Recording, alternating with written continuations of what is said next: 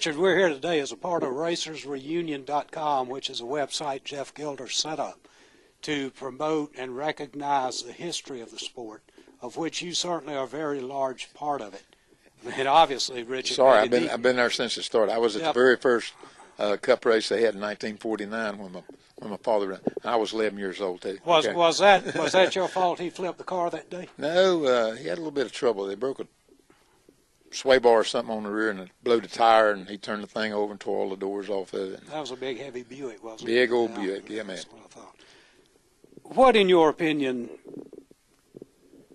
give me 3 or 4 things in your opinion that really put NASCAR up to where it is today, as they relate to you or just generally? There's just been a bunch of growing involved in NASCAR. One of the first deals was just like we talked to, RJR got involved in 1971, and they started making it a little bit more professional from that standpoint. Then there's a bunch of different deals you can put in. The factories were in, the factories were out. That helped. It didn't really hurt when they went away because they left everything that they brought, but they kept making things bigger and better in the technology part of it. Then along in, I guess, 79 was the first time that we were on live at Daytona, flag to flag, and Cale and Donnie got in the big wreck deal, and, that caused a sensation. It snowed all up and down the East Coast, so everybody was watching TV, and at that time it wasn't but 3 TV channels. So he's either watching the race or not watching TV. And so that was a big boost. Another big boost was along in right after that, sometime they started building some more super speedways. So we started, going outside of our part of the world, growing that. Then when they got the full deep TV deal where, every week, every race is on TV, then that was a big, big boost. And then to throw another one in is when we started getting sponsorship. So we was the first one to have a nationwide sponsorship, and that was in 72 with STP. After that, you started getting, the beer companies or banks or, whatever, a bunch of different people in. Okay, and what they did, they didn't just advertise in the South. They advertised all over the country. And so when they'd advertise, STP would advertise in Washington State, and we never run close to Washington State, and still don't. But any of you new sponsors now, no matter what kind of business they're in, they, like Valvoline or whoever your sponsor is, these people just advertise all over the country. So that pre-sells us when we go into that particular section of the country, whether they got a racetrack or whether they're doing appearances or promotions and stuff. So those are the things that really made it go.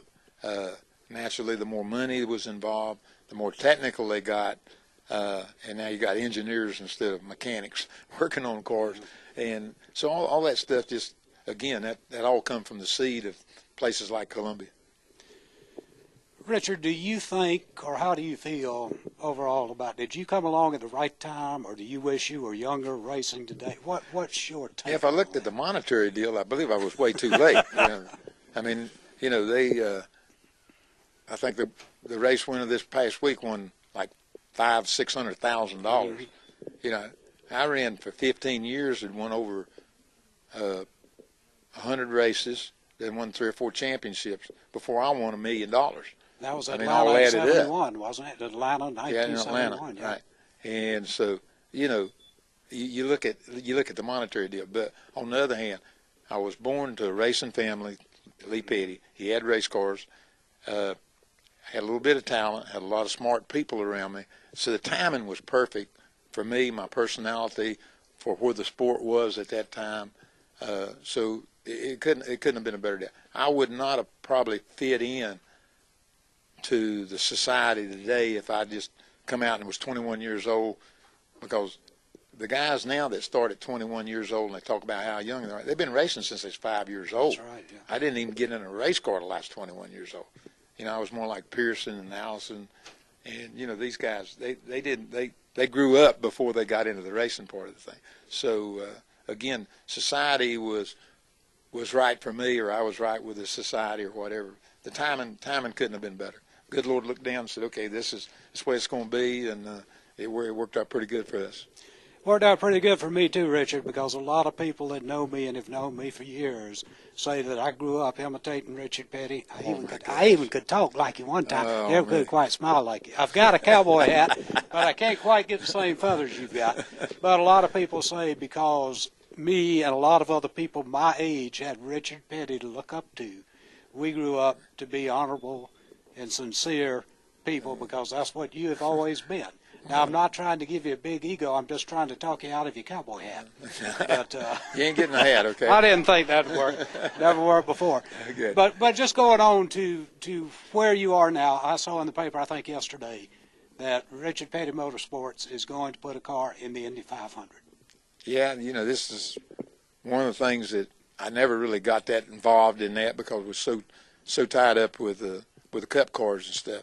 And me and John Andretti had been buddies. He drove for us 2 or 3 times, and really we got to be a pretty close deal. Tried to put some stuff together last year, and he could never get it all together, even though he run the race. I went up for the first time I'd ever been to the 500 because we was busy racing. And, I said, man, this is great. I mean, that's a big deal up there. So then he got to working on and talked to me 2 or 3 times, and, been working on this since last year. Finally got everything come together and come and said, would we be involved? And I said, shoot you, man.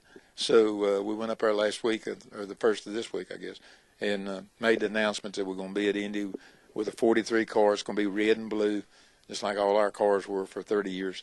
Mm-hmm. And so I'm pretty enthused about just being involved in the deal. It's not a big monetary deal from I'm putting much in or going to get anything out of it, but I just thought it'd be neat to do that. We've always been to Daytona. We've always been in stock car racing. Just sort of venture out and sort of see what's on the other side of the river. Well, it'll be very exciting. I've watched Indy for a number of years since I can watch it and then catch the 600 at night, but this will be the first time I think I have ever had a car that I'm really going to be rooting for in the Indy 500. So at least you've got one more fan for the Indy racing. Okay. Now. But, Richard, we are here for racersreunion.com for the Columbia Speedway, and we really appreciate you taking time to talk to us about the Columbia Speedway memories that you have and the track that was my home and everything that it means to all of us down there. We know you can't be there because you'll be in Talladega, and Jody Toombs, who works for you, can absolutely testify to the fact if you think I used to aggravate you. She's been aggravating her. She said, I'm telling you. She is a dynamite employee. That's the reason she sent me down here to get rid of you, okay? I'm sure that's exactly it. But I'm not promising you that I won't be back next year, because we'll schedule that event at a time you can come. If you can keep it a year apart, that'll be fine. Okay, all right, if we put it where you are not out racing somewhere, we want you to come down there. So, I know this year it won't work. It would be neat to be able to go back, because, like I say, it's been, 40 years, since we've been there, you know what I mean? So it'd be neat to go see what's left of what we used to be able to do. So you just tell me when it is, and I ain't saying I'll come, but I'll say I'll look at it on my calendar, okay? Well, either that or I'll aggravate you to death, but you'd be surprised at what the track still looks like, Richard. It is in good shape, and we're really excited about it, and we're really excited about everything racersreunion.com is doing for Columbia Speedway and for the history of the sport altogether. Do you ever play on a computer? No way. I don't even know how to turn them on and off. See, I'm one better than you. Of course, I'm 10 years younger than you. Yeah, you come a different generation. Not quite a different generation, but at least. But I want to hear you say it again. Who was the first Richard Petty fan? Thank you. Okay, we've got that documented. All right.